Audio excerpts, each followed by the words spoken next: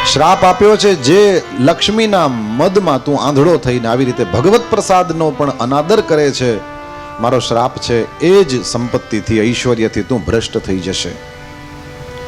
ગુરુદેવના એ દુર્વાસા ઋષિના શ્રાપને કારણે થઈને ઇન્દ્ર મહારાજ એ તેજહીન થયા. નિસ્તેજ થયેલા દેવતાઓ પર દૈત્યોએ આક્રમણ કર્યું છે અને દેવતાઓ ઘર ઘર ભટકવા લાગ્યા. દેવતાઓ બધા ગયા છે બ્રહ્માજી પાસે.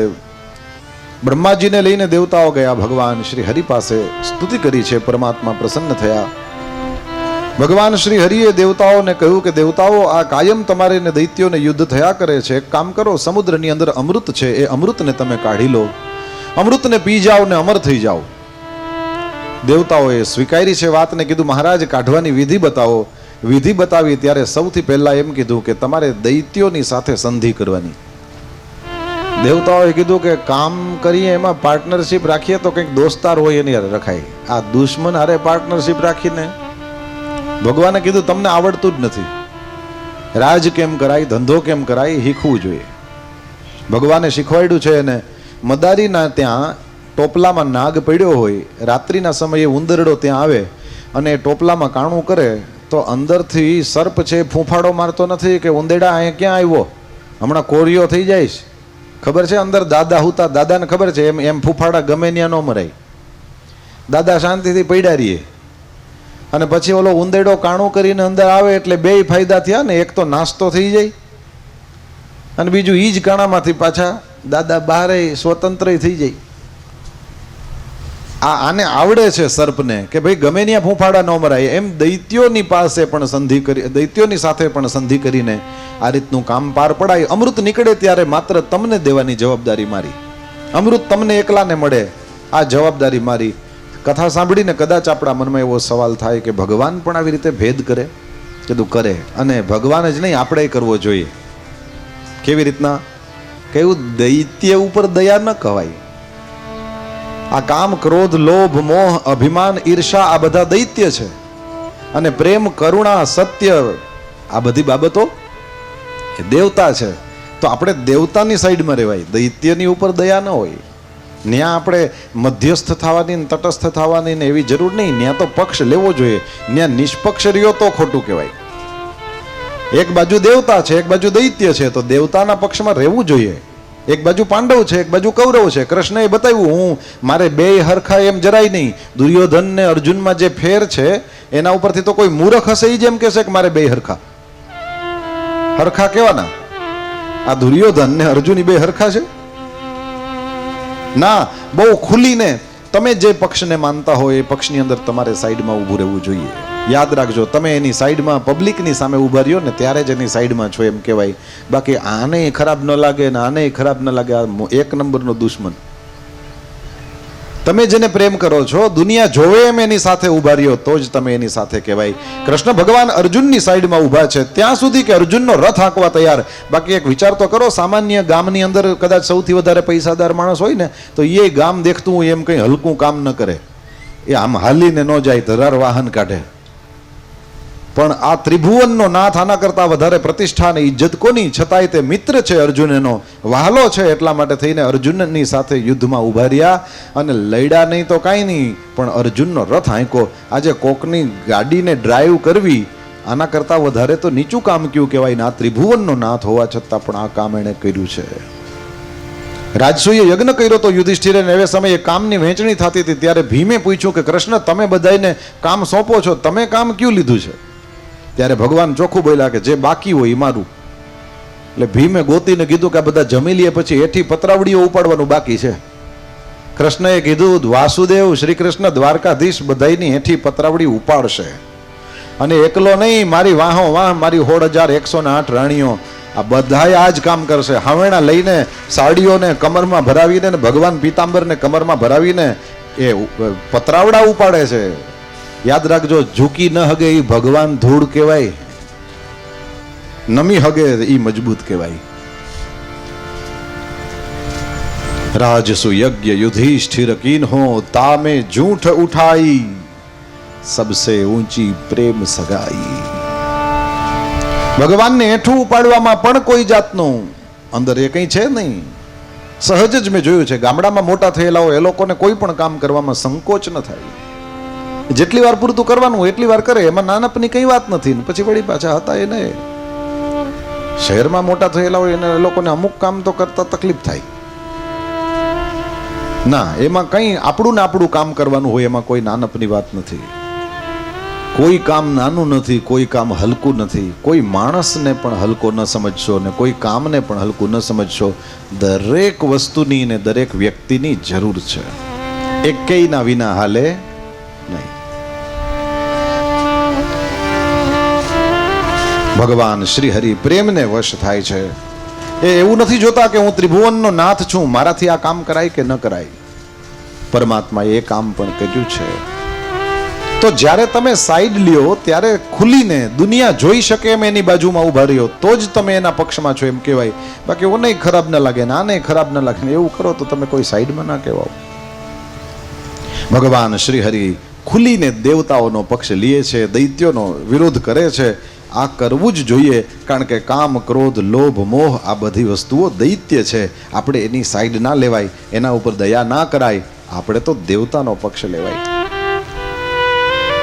ભગવાન શ્રી હરિએ બંને જણાને પ્રેરણા કરી છે અને બંને જણાએ નાયુદ્ધના કરાર કર્યા. સમુદ્રના કિનારે આવ્યા, ઝાડવા પાંદડા વેલા બધું નાખ્યું છે. અંદર મંદરાચલનો રવાયો કર્યો અને જ્યાં સમુદ્ર મંથન કરવાનો પ્રારંભ કરે ત્યાં તો મંદરાચલ પર્વત એ દરિયાના તળિયે બેસી ગયો.